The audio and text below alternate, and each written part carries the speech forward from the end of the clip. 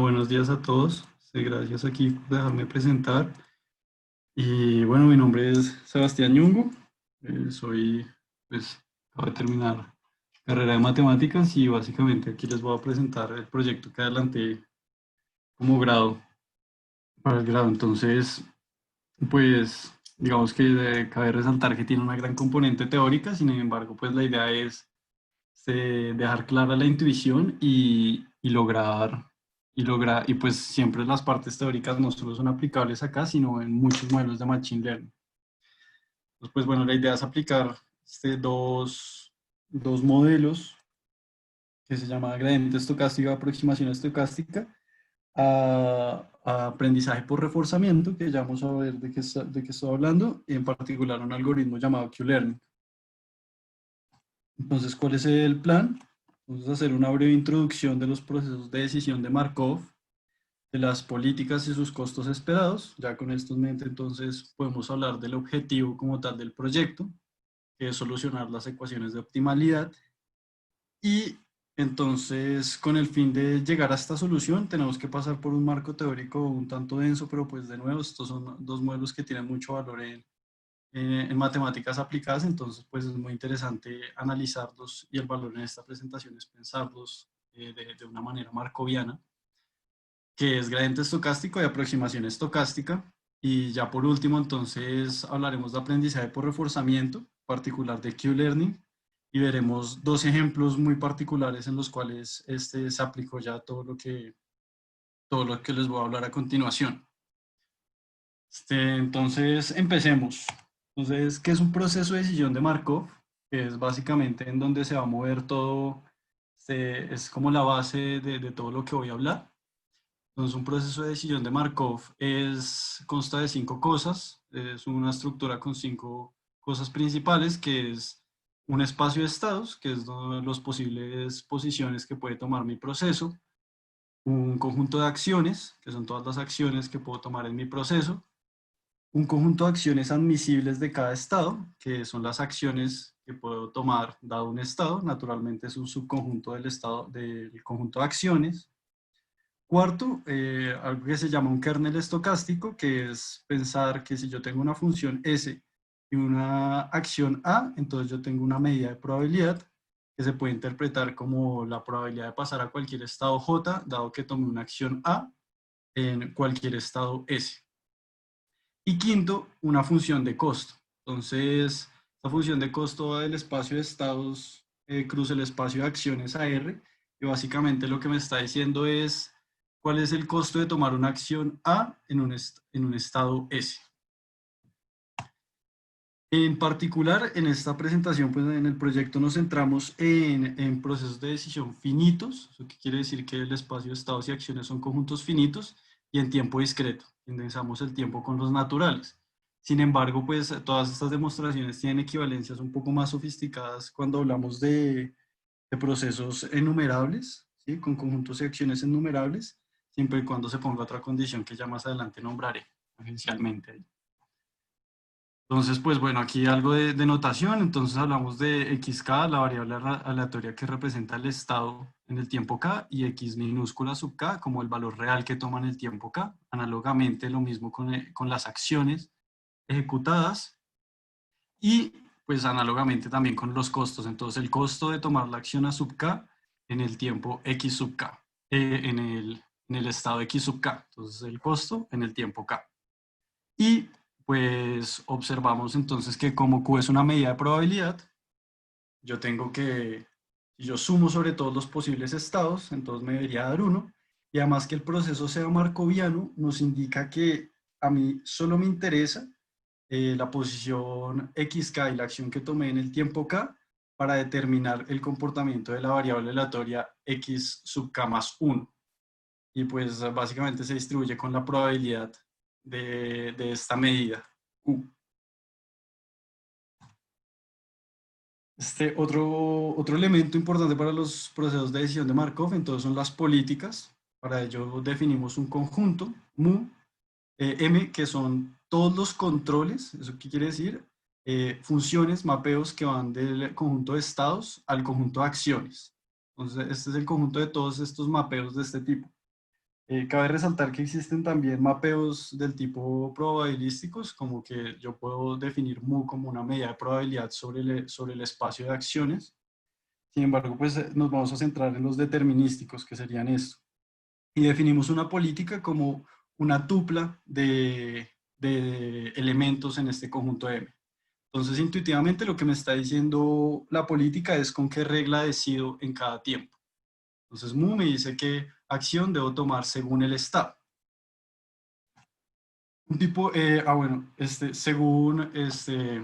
según un control, mu sub k, que vamos a llamar, podemos entonces definir una matriz de probabilidad que sería la correspondiente al control mu sub k y se define con la entrada ij como la probabilidad de pasar el estado j, dado que estoy en el estado i y sigo mi política, lo que dice mi política en el tiempo k.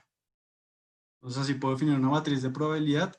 Naturalmente, entonces yo puedo pensar que la probabilidad de estar en el estado j después de k pasos, dado que inicié en el estado i y sigo la política pi, es multiplicar a izquierda estas matrices asociadas a cada uno de los controles. Un tipo de controles que nos va a importar mucho, un tipo de políticas que nos va a importar mucho, son las políticas estacionarias, que son políticas que se comportan igual a través del tiempo, o sea que yo siempre tengo la misma regla de decisión, y son políticas muy importantes porque cuando hablemos de políticas óptimas vamos a ver, pues no es algo que vayamos a ver, pero sabemos que toda política óptima es estacionaria, y esto básicamente nos está diciendo que yo tomo la misma decisión si estoy en el estado X en el tiempo 1 que si estoy en el mismo estado X en el tiempo 50. Y además, pues, una política estacionaria nos genera una estructura que conocemos pues, más a detalle, que es una cadena de Markov. Y pues también definimos el costo.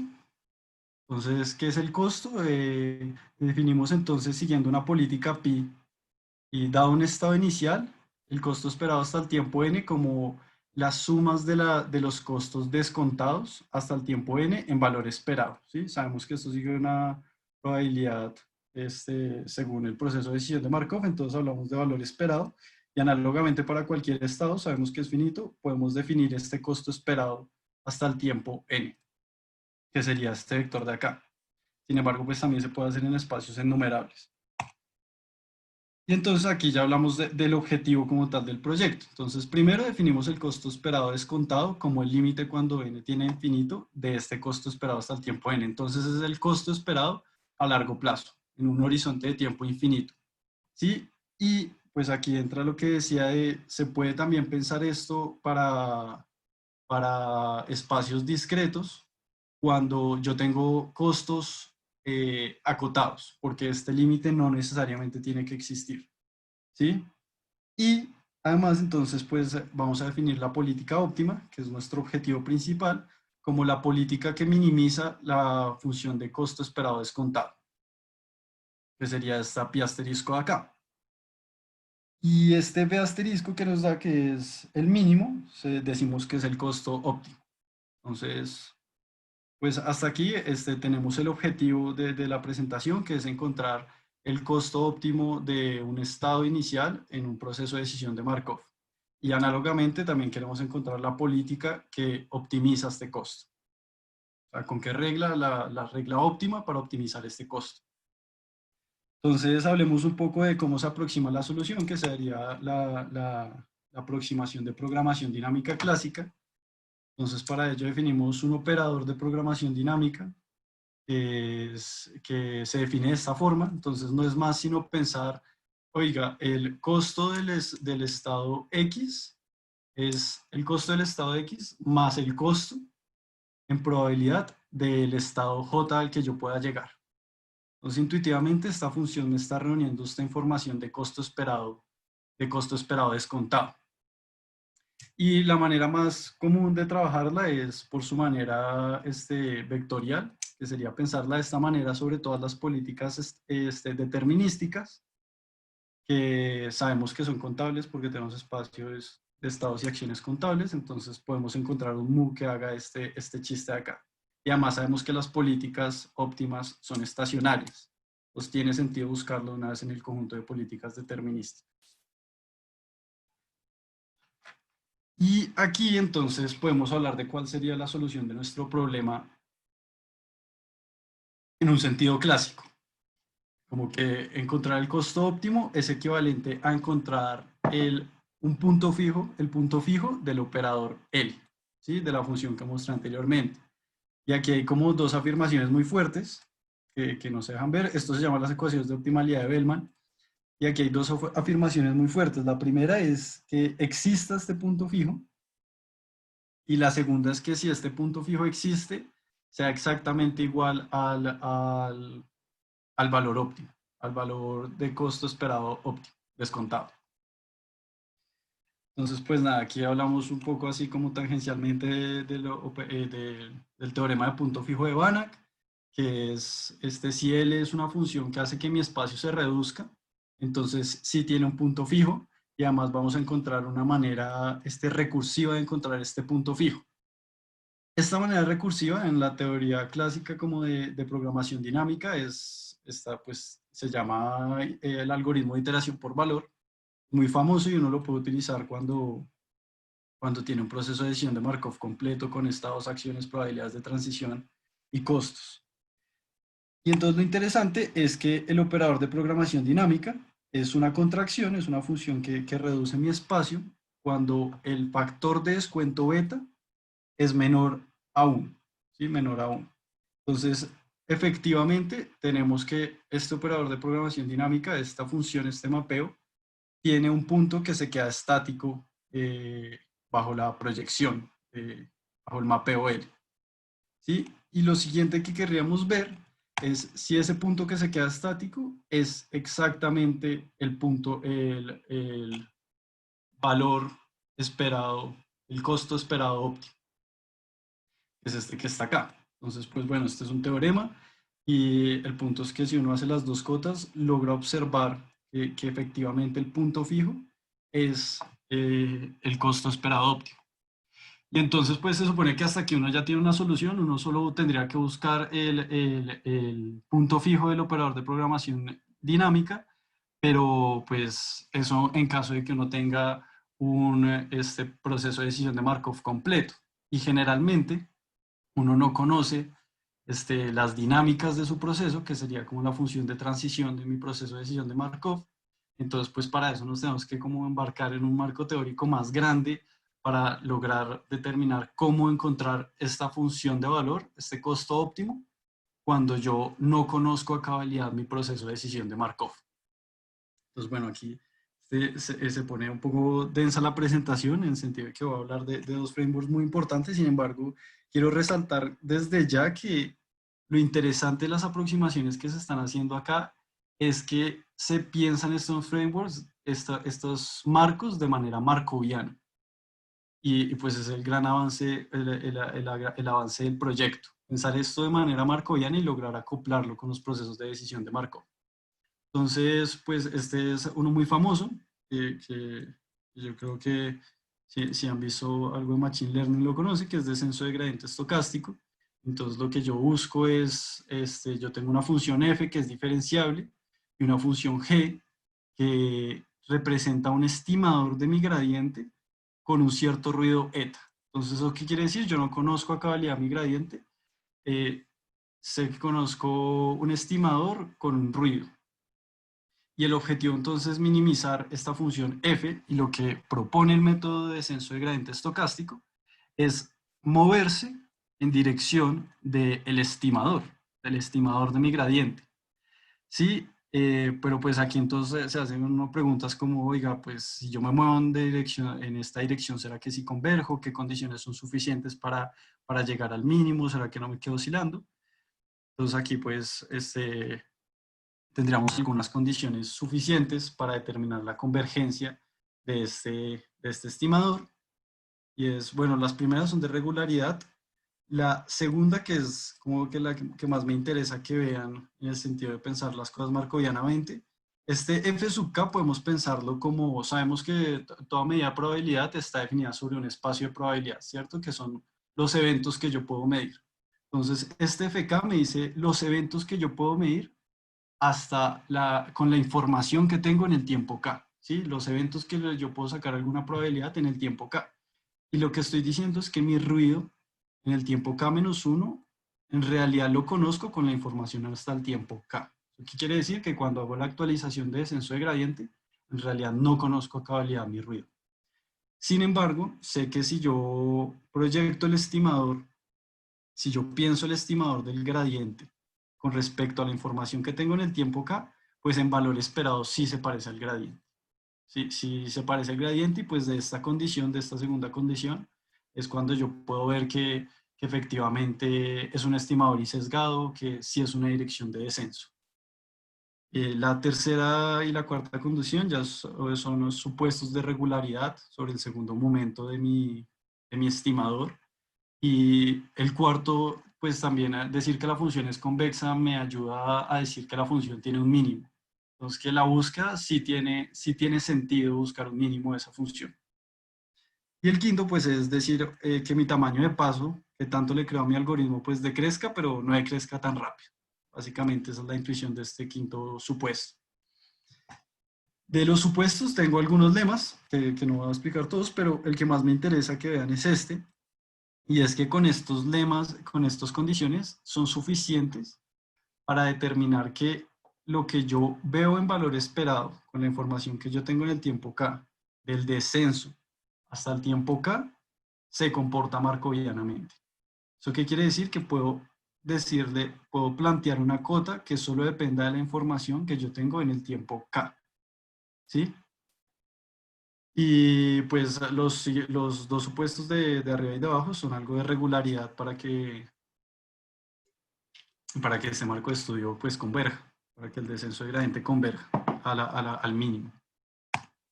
Entonces pues nada, aquí ya estaría el teorema de convergencia, es decir, básicamente que si yo actualizo el parámetro W sub K conforme al descenso de gradiente estocástico en valor esperado, la distancia con el mínimo sí va a converger a cero.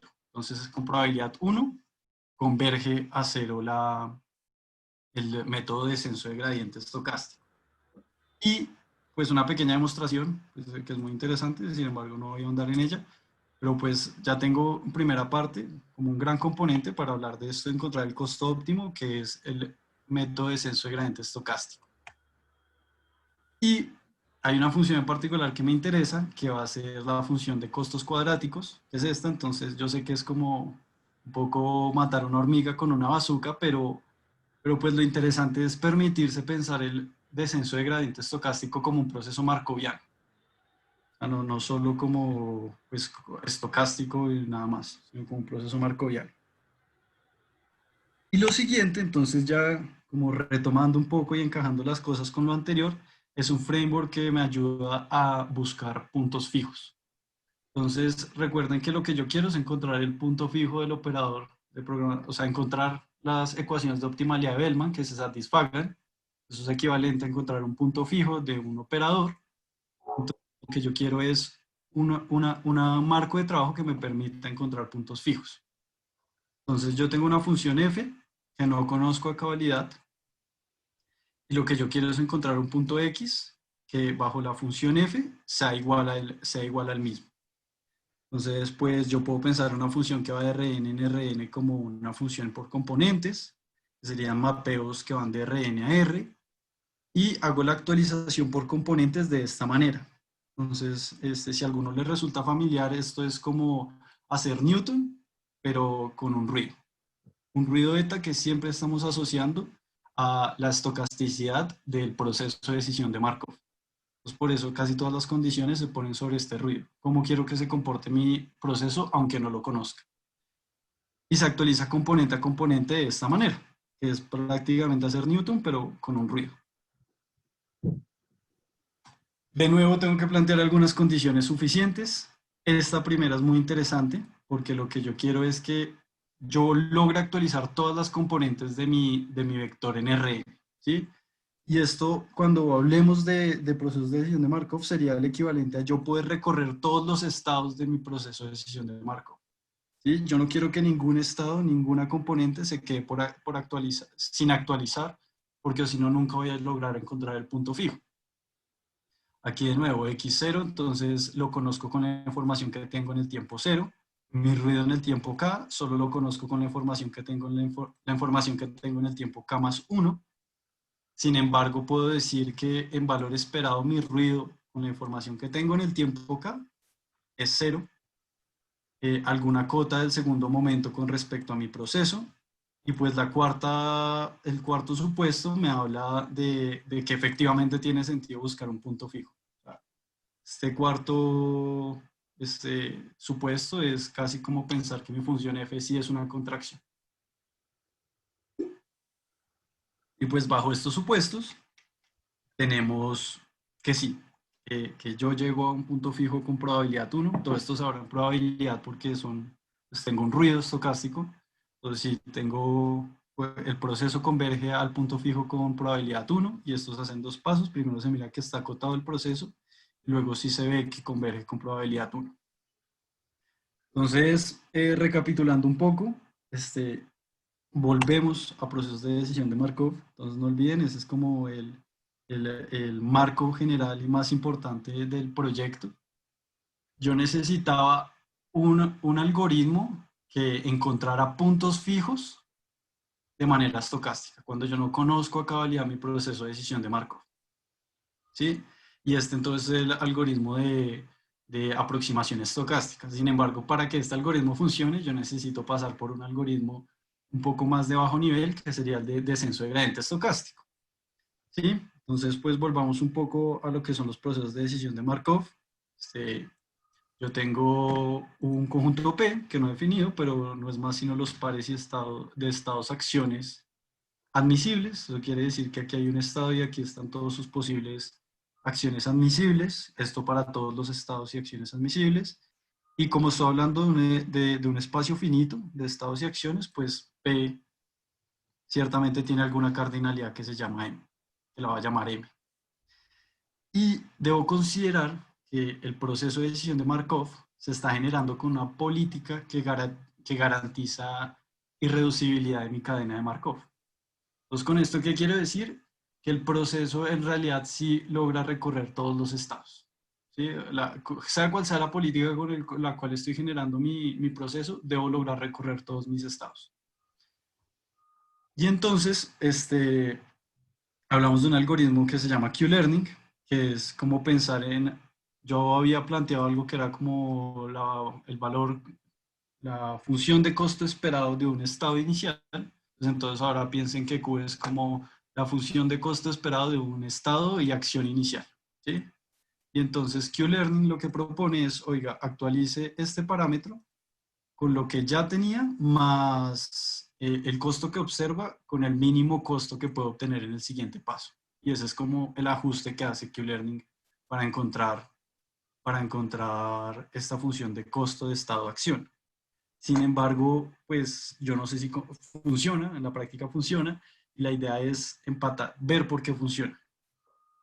Y entonces para eso vamos al modelo de aproximación estocástica y vemos Q-Learning como un caso particular de este modelo. Entonces sería, ¿qué necesito para el modelo? Definir una función f y definir un ruido y ver que cumpla los supuestos de los que hablé antes. ¿Sí? Entonces defino la función f de q como esta cosita de acá, que es muy parecido al operador de programación dinámica. Sin embargo, tiene un mínimo acá. Y el ruido es básicamente como lo mínimo que yo observo contra lo mínimo que esperaba observar. Ese es siempre mi ruido todo el tiempo. Yo no conozco cómo se está desarrollando mi proceso, entonces lo mínimo que observé menos lo mínimo que esperaba observar con la información que tenía. Y entonces Q-Learning se puede ver como un caso particular de aproximación estocástica. Esto encuentra un punto fijo de esta función f de acá y con ese punto fijo yo puedo definir el valor esperado óptimo. El valor, sí, el costo esperado descontado óptimo, que siempre fue nuestro objetivo. Entonces, efectivamente, con Q-Learning uno puede encontrar costos esperados óptimos. Y entonces esta es básicamente la parte teórica. No sé si tengan alguna pregunta. Eh, si hay alguna pregunta, pues la escucho. Lo siguiente fue aplicar este algoritmo allá como en sus dos versiones, a dos problemas. Entonces, como dije antes, hay casos en los cuales yo conozco mi proceso de decisión de Markov a cabalidad, que se llaman algoritmos basados en modelos. Entonces yo conozco los espacios de estados, conozco el espacio de acciones, conozco las acciones admisibles, conozco las dinámicas de transición de cada estado de acción y conozco los costos. ¿Sí? Y hay otras veces que yo puedo desconocer algunas cosas de mi modelo, por ejemplo, la dinámica de mi modelo. Yo solo tengo una caja negra que me dice a dónde transité. Entonces la idea fue aplicarlo a estos dos contextos. Entonces déjenme les explico el primer contexto. Entonces imagínense un problema en el cual tengo una retícula, ¿sí? Cielo con algunos objetos y un avión que se mueve por la retícula. Entonces, el avión tiene como objetivo llegar al punto blanco, evitando los obstáculos y además tengo un viento estocástico. Entonces, ¿esto qué quiere decir?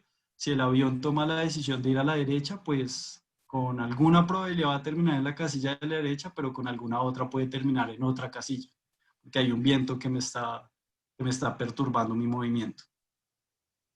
Entonces, esto lo debo definir como un proceso de decisión de Markov. Entonces, el espacio de estado sería todas las posiciones posibles de mi retícula. El conjunto de acciones sería ir hacia arriba, ir hacia la izquierda, ir hacia la derecha o ir hacia abajo. Las probabilidades de transición están determinadas por el viento estocástico, pero pues digamos que las conozco.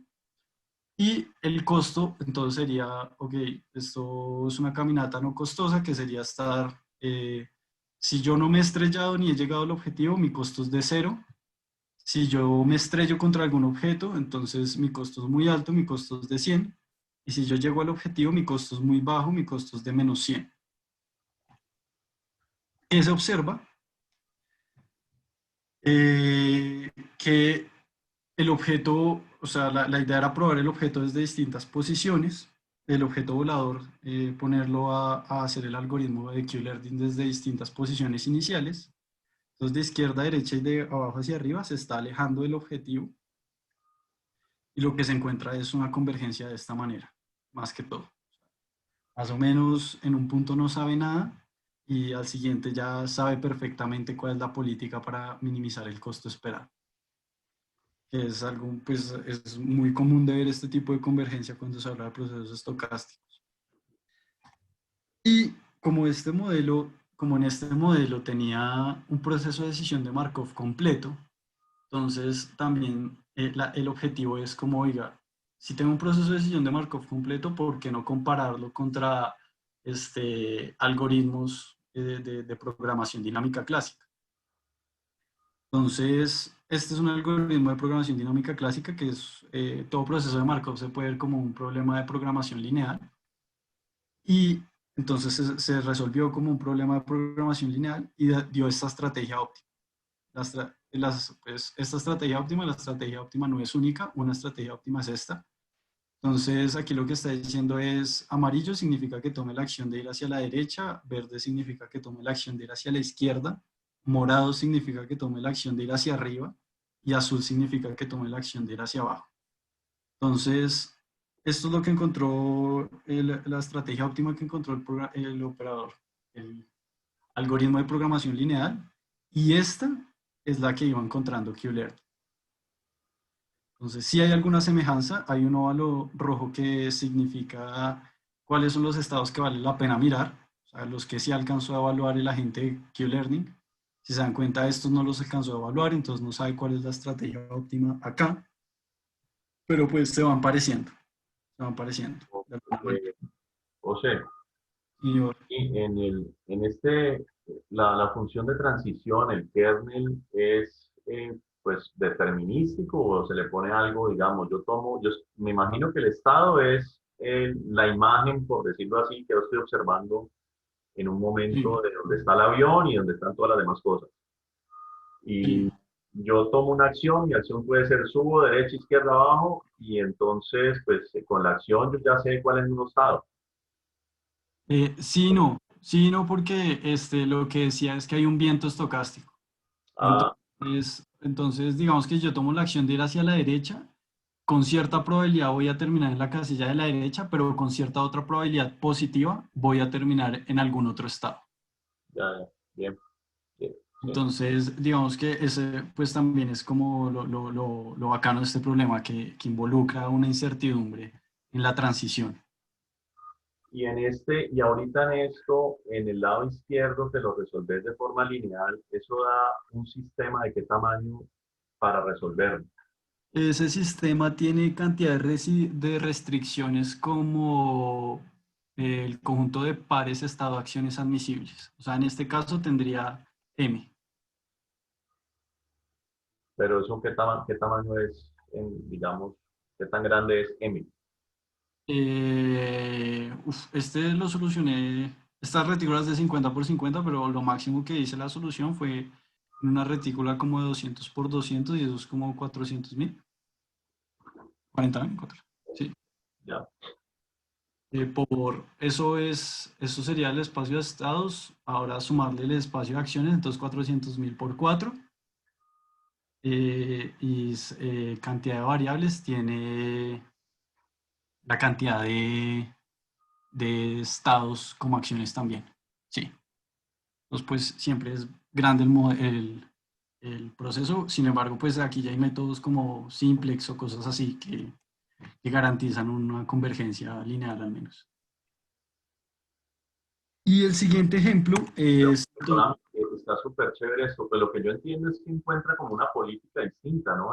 Pues tiene una similitud, pero el de la derecha dice eche para arriba siempre y el otro pues, haga a la izquierda, después haga no sé qué.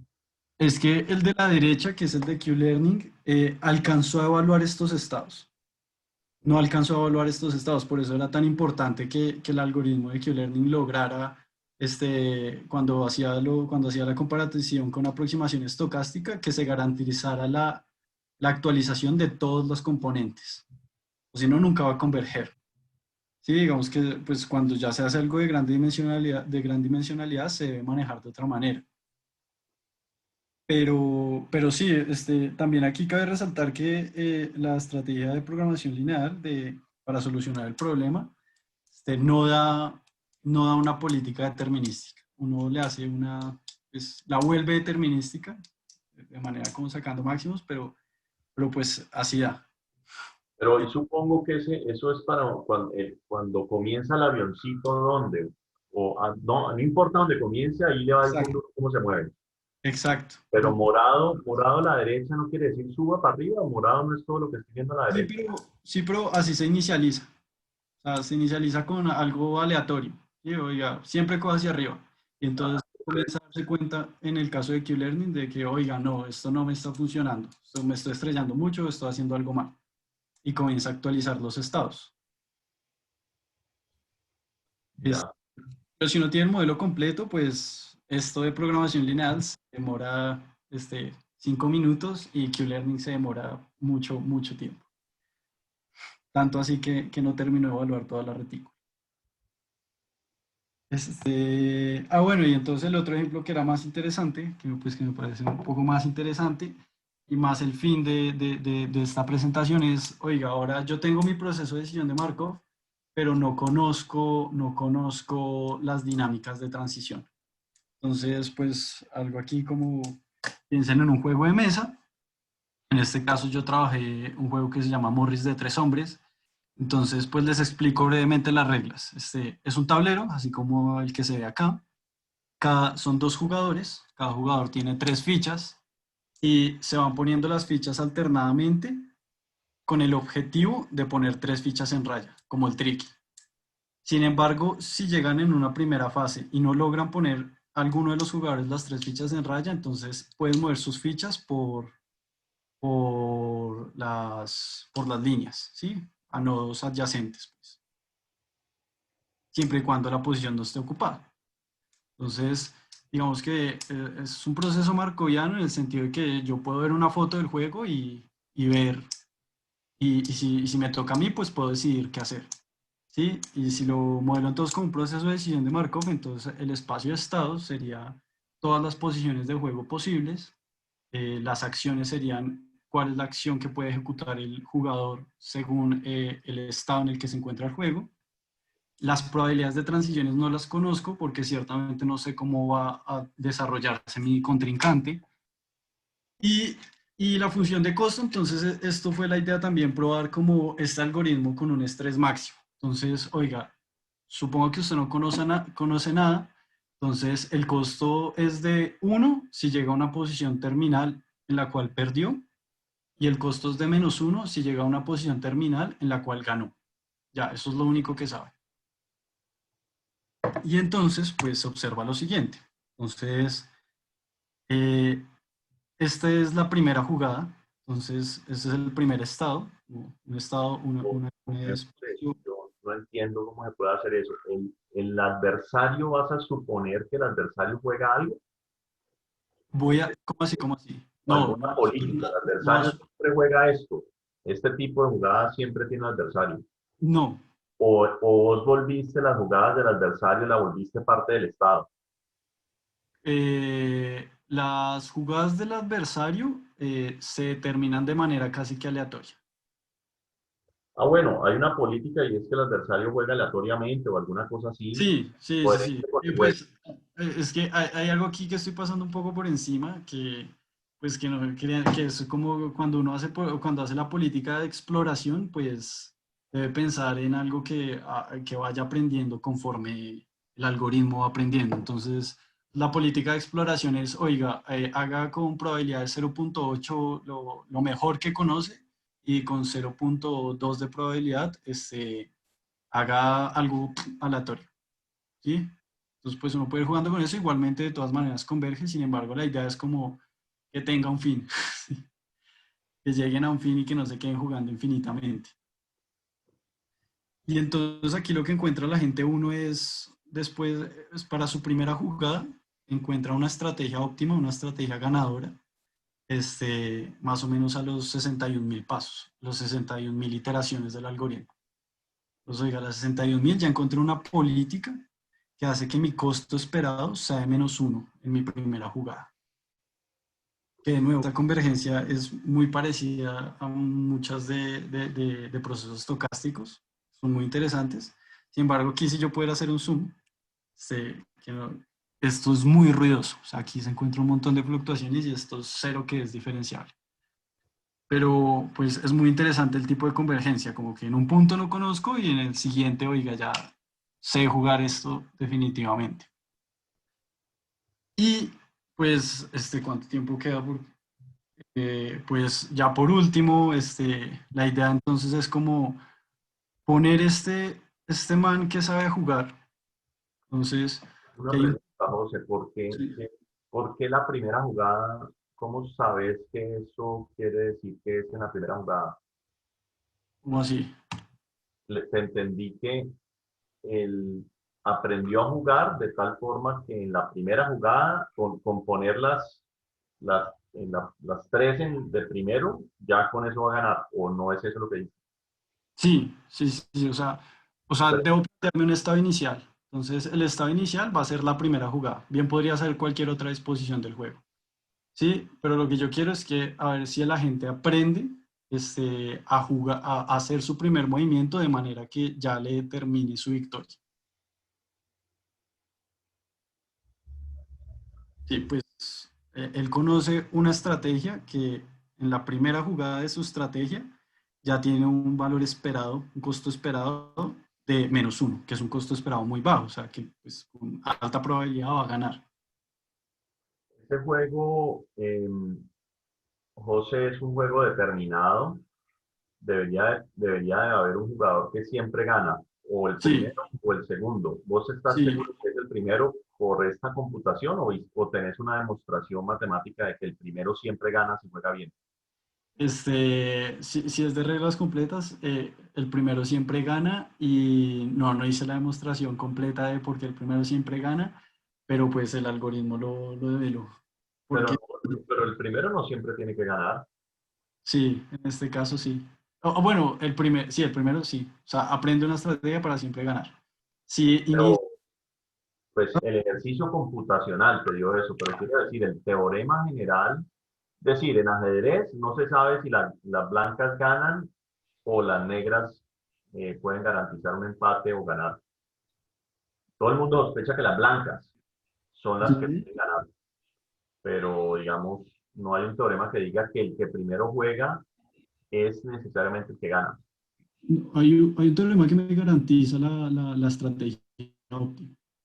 Exacto, pero puede ser del primer jugador o del segundo. Ok, ok. Eso, en Pero en este este caso, caso suena que uno debería poder hacer las matemáticas más o menos rápido. Si querés, yo también te puedo dar un jueguito que se ha estudiado mucho, pues si te interesa, muy bonito y uno sabe cómo se juega y todo. Es el juego de Game. ¿de qué? El juego de Game. Es un juego Sí. sencillito, divino. Una belleza de juego. Pero bueno, dale, yo creo que este juego deberías de probar, pues, bueno, yo creo que no debe ser difícil. Puede ser, pero no creo. Sí, pues chévere, yo lo puedo hacer y puedo ver cómo se desarrolla. Dale. Pues ya por último, lo último que quería mostrar era como, oiga, tenemos queremos ver si cambia la convergencia en el caso de que el agente juegue contra alguien que realmente sí sabe jugar.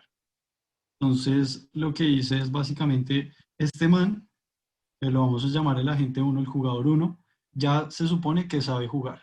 Entonces voy a ponerlo a jugar contra alguien que no sabe jugar. En este caso sería el jugador 2. Que en este caso sería el jugador 2. Y lo que se debería ver es que si bien el jugador 2 no ve qué pueda suceder en sus primeras jugadas, ya con el primer juego debió haber aprendido que lo que hizo o estuvo mal o estuvo bien. Entonces, pues aquí se desarrolla el juego como en el primer jugador. Este es el tablero vacío. Esta es la primera jugada, entonces pone en el centro del juego y el costo que espera el jugador uno es muy bajo con esta jugada. Y como se dan cuenta, por el contrario, el jugador 2 que no ha entrenado nada, pues no conoce para nada el juego, entonces juega casi que al azar. Dice, "Ey, la primera jugada que se me aparezca es esta". Ya pues les spoileo el final del juego, va a ganar el jugador uno que es el jugador azul. Entonces, pues si se dan cuenta, el jugador uno, el jugador 2 ya hacia el final está comenzando a entender que lo que hizo tiene un costo alto. Cualquier cosa que haga tiene un costo muy alto. Entonces trata de minimizar, sin embargo, pues ya a estas alturas básicamente sabe que perdió. El jugador uno aquí no se debería demorar mucho en jugar y, y al final, pues bueno, el jugador uno está a una ficha de lograr a un movimiento de lograr ganar, que sería bajar esta por la línea adyacente. Y efectivamente aquí acaba el juego, el jugador uno vio una recompensa de un costo de -1. Y ahora lo interesante está en volver a ver la segunda jugada, a ver si el jugador 2 ha aprendido lo malo que fue haber jugado de esa manera.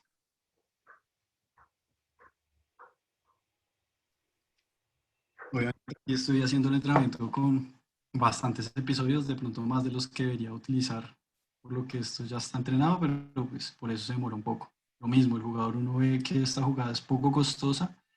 Lo único que quiero que veamos acá es qué ha pasado con el jugador 2 en la segunda jugada. Siempre se demora un poco más en pensar porque hacen muchas más evaluaciones el jugador uno. Y efectivamente, ya para el segundo juego ha aprendido que la jugada anterior era mala. Era mala y se va por otra. Entonces, con suerte, uno ve que evalúa posiciones distintas y que comienza a ajustarlas, ¿sí? Pero pues eso es metiéndole muchas más iteraciones y muchos más episodios y significaría que se demorara más en desarrollarse el juego. Y ya, esto es básicamente cómo se ve el proceso de aprendizaje acá. Entonces, pues no sé si quieran ver, si alguno quiera jugar contra el computador o pues muchas gracias. Esta es básicamente la presentación. Algunas de las referencias, dos libros muy interesantes son estos dos, si les interesa un poco más de esto. Y lo interesante de ver estos dos es que este libro hace aproximaciones muy distintas a este. Entonces, sin embargo, pues el objetivo es el mismo y entender las dos caras de la moneda es muy interesante. Pues nada, muchas gracias. ¿Alguna pregunta? Ese libro, a ver, del último ejemplo que diste, uno no conoce, pues el último ejemplo que diste, uno no conoce el ambiente en el sentido de que uno no conoce la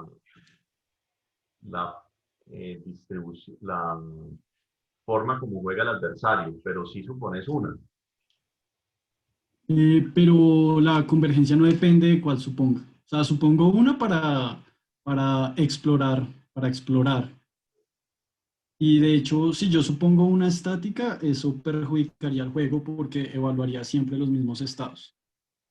O sea, Sí, evalúo pero, uno y abro una brecha a la aleatoriedad. sí, pero pues si el juego es determinado en favor del jugador uno, pues uno entendería que no importa qué suponga uno sobre el otro, pues uno eventualmente aprende lo que siempre gana. Sí, y no importa. Efectivamente no importa. Yo podría suponer que juega aleatorio, se demoraría más, pero pues efectivamente no importa. Sí, pero digamos, me parece, pues, que facilita que uno resuelva el problema sin conocer lo que hace el adversario, pues es justamente que el juego esté terminado. Lo que facilita. Pero bueno, no sé. Y lo otro que quería, pues, me parece, pues, porque si no, digamos que de alguna forma, por ser determinado el juego, no le veo, pues, me parece una berraquera, por supuesto, pero no me parece tan mágico, pues. Eh, pero bueno.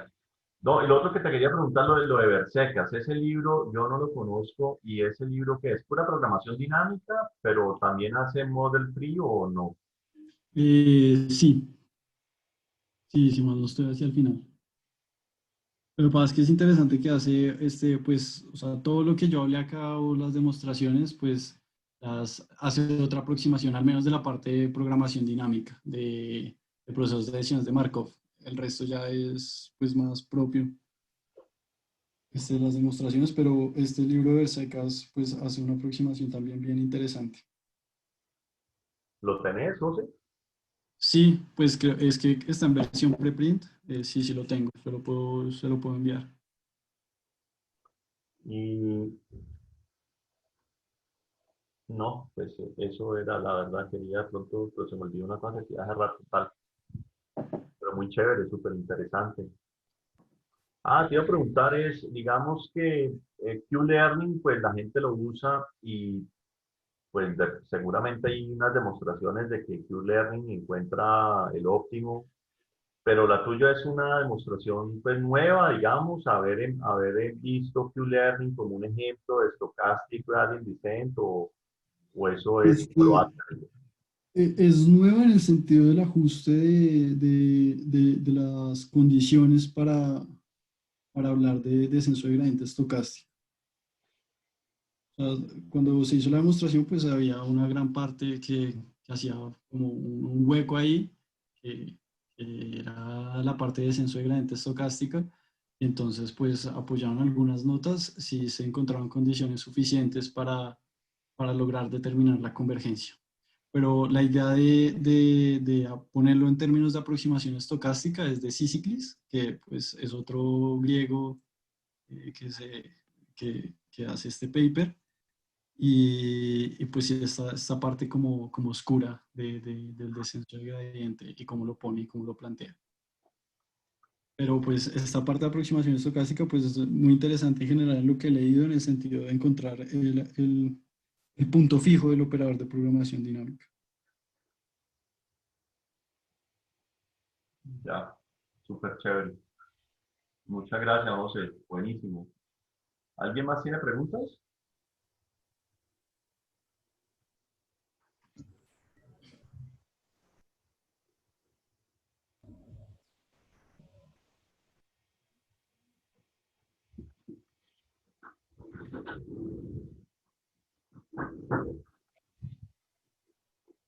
Bueno. bueno, pues no sé, José, a mí me encantó. Muchísimas gracias a todos.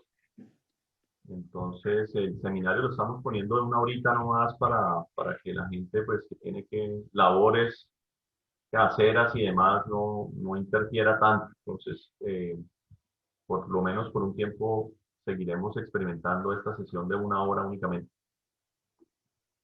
Bueno, muchas gracias. Bueno, súper. Gracias, José. Hablamos. Vale, chao. Chao. Gracias, Gracias. José. Gracias, Gracias, José. José.